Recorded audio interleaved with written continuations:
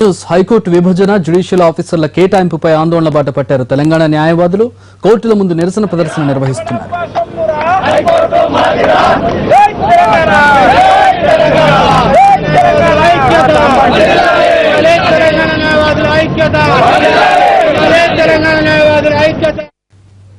తెలంగాణ లాయర్ల ఆందోళన కొనసాగుతుంది. పూర్తి వివరాలు మా ప్రతినిధి శర్మ అందిస్తారు. శర్మ, లాయర్ల ఆందోళనకు సంబంధించి వివరాలు ఏంటి? ఏమంటున్నారు లాయర్స్? తెలంగాణ న్యాయవాదులు మరోసారి ఆందోళన బాట పట్టారు. ఇవాళ హైకోర్టు మినహా తెలంగాణ వ్యాప్తంగా అన్ని జిల్లా కోర్టుల్లో ఈ ఆందోళన కొనసాగుతుంది. కోర్టుల్లో తమ విధులను బహిష్కరించి వాళ్ళందరూ కూడా బయట ఉండి ప్రధానంగా హైకోర్టు విభజన జరగాలి, హైకోర్టు విభజిస్తే తప్ప తెలంగాణలో ఉన్నటువంటి ప్రధానమైనటువంటి సమస్య పరిష్కారం కాదు, అలాగే ఈ జడ్జిల కేటాయింపు అన్నది ఇది అప్రజాస్వామికం అంటూ వాళ్ళందరూ కూడా ఆందోళన బాట పట్టినటువంటి పరిస్థితి. ప్రస్తుతం మనం నాంపల్లి కోర్టు దగ్గర ఉన్నాం. హైకోర్టు బార్ అసోసియేషన్ అధ్యక్షులు ఉన్నారు. మీ ఈ ఆందోళన వల్ల మీ సమస్యలు పరిష్కారం అవుతాయంటారా? డెమోక్రసీలో ఫస్ట్ విజ్ఞప్తి, పిటిషను, తర్వాత ఆందోళన. మేము ఆల్రెడీ సీజే గారిని కలిసినాం, సీజే గారి దృష్టికి తీసుకురాకపోయినాం. అలాగే గవర్నర్ గారిని కూడా కలిసినాం, గవర్నర్ గారి దృష్టికి కూడా దీన్ని తీసుకెళ్ళినాం. కాబట్టి నెక్స్ట్ మా సమస్య ఇంకా పరిష్కారం కాలేదు కాబట్టి ఆందోళన ఉద్యమం చేపట్టినాం. తప్పకుండా ఆందోళనతోనే తెలంగాణ సాధించుకున్నాం. తప్పకుండా ఈ ఆందోళనతోనే తప్పకుండా మా రాష్ట్రానికి చెందిన న్యాయమూర్తులు మా రాష్ట్రంలో ఉంచుకుంటాం, ఆంధ్రప్రదేశ్ చెందిన న్యాయమూర్తులు ఆంధ్రప్రదేశ్లో పనిచేయాలని చేస్తాం. తప్పకుండా మా యొక్క డిమాండ్స్ నెరవేరుతాయని మేము అనుకుంటున్నాం. ఎన్ని రోజులు ఈ కార్యాచరణ కొనసాగుతుంది? ఈ కార్యాచరణ మేము ఏదైతే ఆంధ్ర న్యాయమూర్తులు విత్డ్రా లిస్ట్ ఆప్షన్ లిస్ట్ను విత్డ్రా చేయాలనుకోని ఇస్తున్నామో వాళ్ళు టోటల్గా విత్డ్రా చేసుకునేంత వరకు, వాళ్ళు ఆంధ్రాకు వెళ్ళేంత వరకు ఇది కంటిన్యూ చేస్తాము. ఎట్టి పరిస్థితుల్లో ఆంధ్ర జడ్జెస్ను తెలంగాణలో ఇక్కడ మేము జడ్జి నడపడానికి వీల్లేదు. వాళ్ళు ఎప్పుడైతే విత్డ్రా చేసుకుంటారో అప్పటి వరకు మేము ఈ ఉద్యమాన్ని కంటిన్యూ చేస్తాం. ఏం చెప్తారు? ముఖ్యంగా తెలంగాణ న్యాయవాదులు ఒకటి డిమాండ్ చేస్తున్నాం కేంద్ర ప్రభుత్వాన్ని, మీరు తక్షణమే తెలంగాణ రాష్ట్రానికి హైకోర్టు ఏర్పాటు చేయాలి. ముఖ్యంగా ఈరోజు ఒక కుట్రకు తెరలేపిన మళ్ళీ సుప్రీంకోర్టులో ఉన్న న్యాయమూర్తులు ఇక్కడ ఆంధ్ర ప్రాంతంలో ఉన్న ఒక వర్గానికి చెందిన రాజకీయ నాయకులు, ముఖ్యంగా వెంకయ్యనాయుడు, చంద్రబాబు నాయుడు ఈరోజు తెలంగాణ రాష్ట్రంలో ఒక ఆప్షన్ పేరిట మళ్ళీ ఆంధ్ర ప్రాంతానికి చెందిన న్యాయమూర్తులను ఇక్కడ నియామకాలు చేసి తెలంగాణ న్యాయవాదులకు, న్యాయమూర్తులకు ఒక విధమైన ద్రోహం తలపెట్ట చూస్తున్నారు. మరి ఇది కేంద్ర ప్రభుత్వం తెలిసి చేసింది. కేంద్ర ప్రభుత్వం కనుసన్నగాలు జరుగుతుంది ఈ యొక్క కుట్ర. ఈ కుట్రను మేము తీవ్రంగా ఖండిస్తున్నాం. ఈరోజు తెలంగాణ న్యాయవాదులము గత 2 సంవత్సరాల నుండి కొట్లాడుతున్నాం మాకు ప్రత్యేక హైకోర్టు కావాలని. మా ప్రియతమ ముఖ్యమంత్రి కూడా ఎన్నోసార్లు కేంద్ర ప్రభుత్వానికి, కేంద్ర ప్రధానమంత్రి గారికి, కేంద్ర చీఫ్ జస్టిస్ గారు కూడా ప్రత్యేక హైకోర్టు కావాలని మా ముఖ్యమంత్రి గారు విన్నవించినా కూడా చెవిటోని వల్ల శంకు ఊదినట్లే ఉంది మా యొక్క అరణ్య రోదన. మరి ఎవరు చెప్పుకోవాలి? మేము ఈ దేశ పౌరులం కాదా? ఈ దేశంలో తెలంగాణ ఒక రాష్ట్రం కాదా? మన అన్ని రాష్ట్రాలకు ఉన్న సౌకర్యాలు మాకు ఎందుకు కల్పించలేరు? ఆ రోజు ఒక్క నిమిషం, ఇవాళ అన్ని జిల్లా కోర్టులన్నీ బహిష్కరించారు. మరి హైకోర్టు ఎందుకు విధులు నిర్వహిస్తుంది? హైకోర్టులో అది ఉమ్మడి హైకోర్టు, తర్వాత కాన్స్టిట్యూషనల్ కోర్టు, దానిలో కూడా బైకాట్ నెక్స్ట్ ఫేజ్లో అంటే నెక్స్ట్ మండే నుంచి నిరవధికంగా హైకోర్టు కూడా బైకాట్లో పార్టిసిపేట్. దీనివల్ల ఒక రాంగ్ సిగ్నల్ వెళ్తోంది. హైకోర్టు మాత్రం యథావిధిగా విధులు కొనసాగిస్తోంది, కింది కోర్టులు మాత్రం ఈ ఆందోళన వల్ల ఏ రకమైనటువంటి ఫలితాలు ఉండవంటుంది.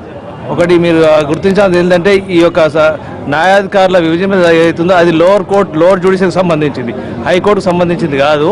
అంటే హైకోర్టులో ఇట్లా డివిజన్ చేసి హైకోర్టులో ఆంధ్ర న్యాయమూర్తులను తెలంగాణ కలాట్ చేస్తే తప్పకుండా హైకోర్టులో ఫస్ట్ ఉద్యమం చేసేవాళ్ళం. తర్వాత ఇప్పుడు లోవర్ కోర్ట్స్లో ఉన్న న్యాయమూర్తులను డివిజన్ చేసి ఉన్నారు కాబట్టి ఫస్ట్ స్టెప్లో లోయర్ కోర్టు నుంచి ఉద్యమం స్టార్ట్ చేసినాం. తప్పకుండా రాబోయే రోజులలో హైకోర్టు కూడా ఈ ఉద్యమంలో పార్టిసిపేట్ చేస్తుంది, ఒక పీక్ స్టేజ్కి తీసుకెళ్తాం. It is part of our strategy. Okay, మొత్తానికి ఆందోళన మొదటి రోజు ఆందోళన అయితే కొనసాగుతోంది, సాయంత్రం వరకు కొనసాగేటువంటి అవకాశం ఉంది. మరి ముందు ఏ రకమైనటువంటి ఆందోళన ఈ లాయర్లు కొనసాగిస్తారన్నది మనం చూడాల్సి ఉంది. Out studio. Right, thanks for the updates Sharma. Rajahmundry వాసుల్ని భయపెడుతున్న బ్లేడ్ బ్యాచ్ ను అరెస్ట్ చేశారు పోలీసులు. మొత్తం 11 మందిని అదుపులోకి తీసుకున్నారు. వీళ్ళంతా దాడులు చేస్తూ ప్రజల్లో భయాందోళనలు సృష్టిస్తున్నారు. దీంతో ఇటీవల ఒంటరిగా తిరగాలంటేనే హడలిపోతున్నారు రాజమండ్రి మహిళలు. సవాల్గా తీసుకున్న పోలీసులు ఈ గ్యాంగ్ ఆటగట్టించారు.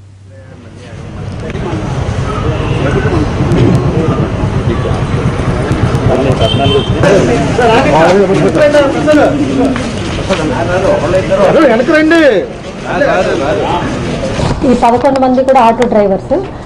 ఈ చల్లా భరత్ అనే అతని ఆటోలో ఇటుకలు, తర్వాత ఈ కట్టెలు కూడా ముందుగానే పెట్టుకొని ఈ ధనాల రమేష్ వెళ్ళి అతన్ని సుబ్రహ్మణ్యం మైదానంలో మాట్లాడుకున్న తర్వాత అతన్ని వెతుక్కుంటూ వెళ్ళడం జరిగింది.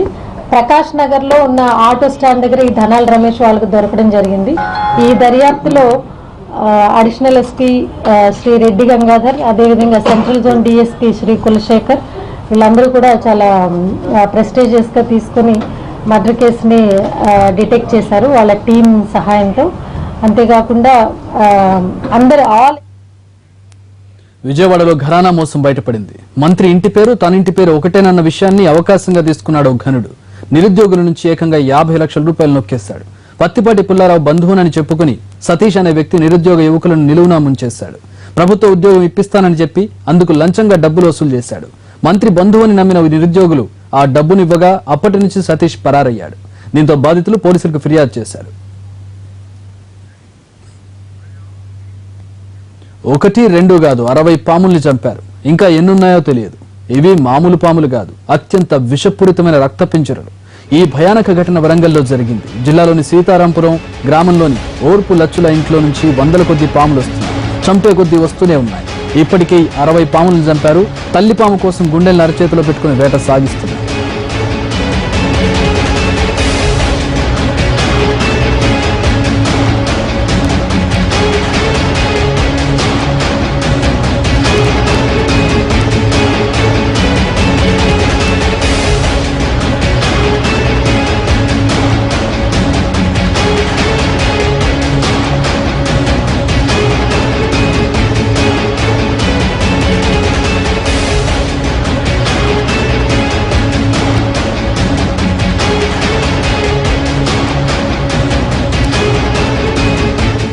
రెండు పాము పిల్లలు బయటికి వెళ్ళినాక వీటిని 2 చంపినాక అట్టనే వెళ్ళినాయి. 60 చంపినాక తల్లిపాము లోపలనే ఉన్నది.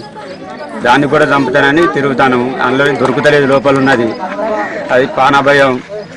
అది ఎంత చేసినా దాన్ని చంపడానికి ప్రయత్నం చేస్తాను.